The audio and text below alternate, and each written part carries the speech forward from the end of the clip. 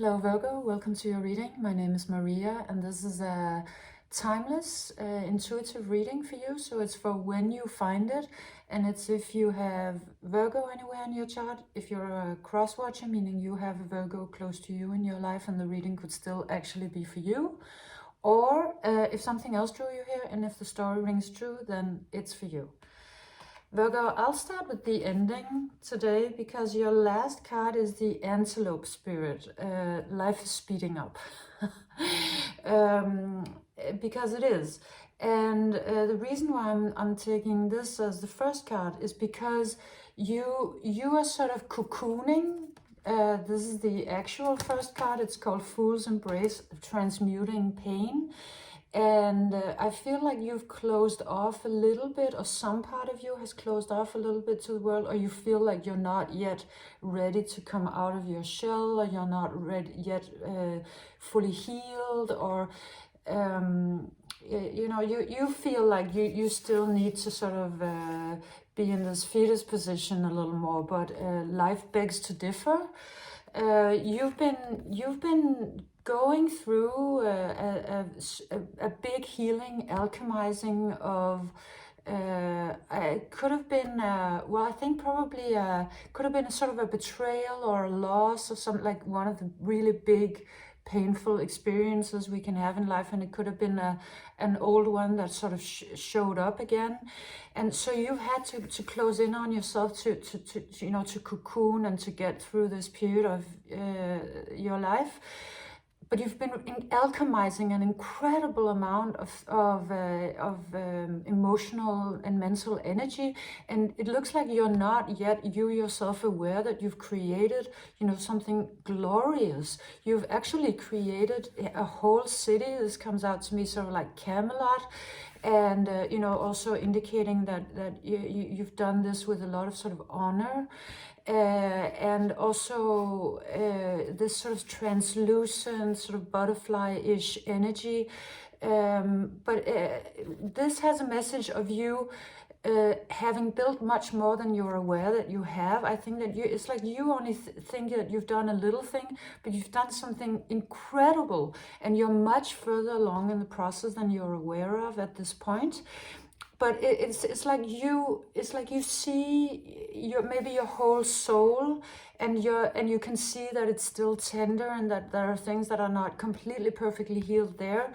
But really, I mean, you have incredibly created something very, very beautiful and much more glorious and big than you yourself at this point are able to see clearly, because you're still sort of a little bit closed in on yourself. So and you also, maybe you're a little frightened. It looks like you feel like you don't want to go back into life, because it also looks like your wings are still wet, and maybe you feel just a little tender. So it sort of comes out very much like the skin or the nerves or something that is still sort of, you know, a little yeah, tender, I guess is the word. And also because of the card called the Fool's Embrace, it has a story for some of you that you know, that you were embraced by a fool, that, you know, somebody came in that was not worthy of you, and maybe either manipulated you or just turned out to be to not have integrity or not be able to take care of you, you know, in your heart. And so you've been sort of closing in because of that experience. And you also come out with the Feast of Plenty, choices and their consequences. And this has a message to me of your future, of you having a feeling like somebody sabotaged your future, or having an experience that happened, that somebody came in and sort of put it, because this has a tendency to come out sort of like the Three of Swords, which is kind of a heartbreak card, but you know, in this case it's like your life or your future, that somebody or maybe a couple of people came in and potentially compromised your future, or destroyed a dream you had, or you know, you thought you were going somewhere, and then they, you know, this betrayal or this loss happened. But in actual fact, it's made your future more glorious. This one comes out with the Leonard Cohen quote, there's a crack in everything. That's how the light gets in. And there needed to be this crack. Also because if there wasn't, this would be so boring. There would be nothing here. It would just be like a round ball and then nothing. This is what makes it so glorious. And it's actually, this situation has made your future incredibly much more interesting, incredibly much more artful and intricate and beautiful and long-lasting, in the sense that it will, it's opening up in ways you couldn't imagine. So you've been probably in this process because you've been healing and, maybe feeling a little down on your luck. You might not... You've been, of course, you've been mourning this as well. You should, because something came in and probably destroyed a dream you had or a vision of how things were going to unfold. But I mean, it is going to turn out to be an incredible blessing, and actually that blessing is already arriving. It has already arrived, because life is speeding up, even though you feel like you're not yet ready. Spirit thinks you are. So you come out, the next couple of cards are in Danish. This one is called Juiciness. And actually these three, they sort of come out together. It's called Juiciness, Home, and Light. Light being sort of the energy of the divine, and also kind of looking very like a party. So these are talking about you reigniting your joie de vivre, your joy of life, reigniting maybe even the will to live for some of you, but just, finding again the things that make life joyful and comfortable and happy, and also maybe even beginning before you're completely ready. I mean, it looks like the universe is going to ask you to do that anyway, but you could help it along if you're up for it. So sort of this sort of comes out like Virgo being famously one of the signs who always just, you always look good. You show up at the party and you're just like chef's kiss.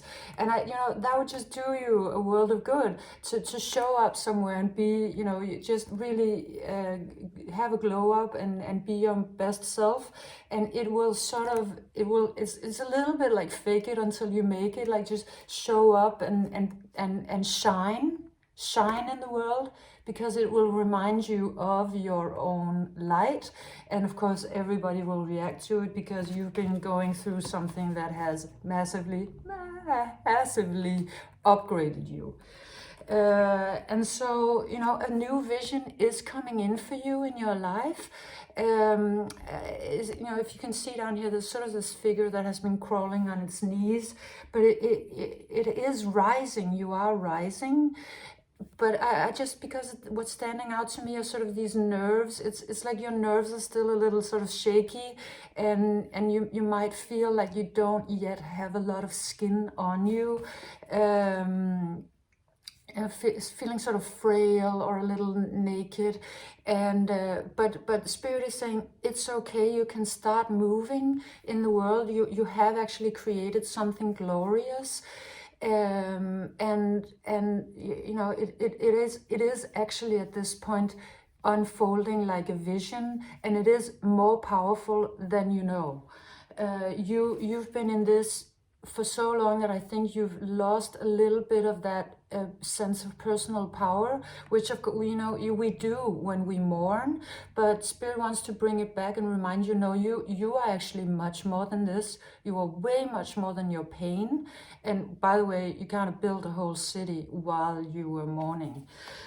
So you in the eyes of Spirit are actually ready to start opening up again. And you'll be shown, because this energy comes in. The Fool, which is, the beginning of everything, at the beginning of a new adventure.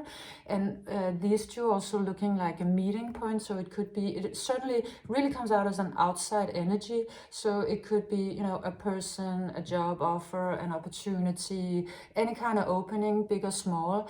But life is about to speed up and welcome you back out of your, I guess, a little bit of a hermiting period.